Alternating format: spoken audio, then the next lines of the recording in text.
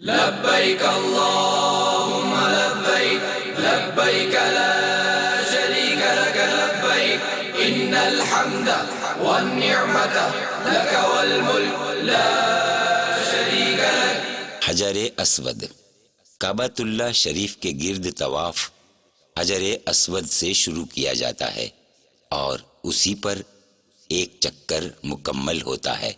کعبۃ اللہ شریف کے جنوب مشرقی گوشے کی دیوار میں تقریباً 4 فٹ کی بلندی پر ایک قدیم مقدس پتھر نصب ہے جس کے گرد چاندی کا چوکھٹا ہے، یہی حجر اسود کہلاتا ہے۔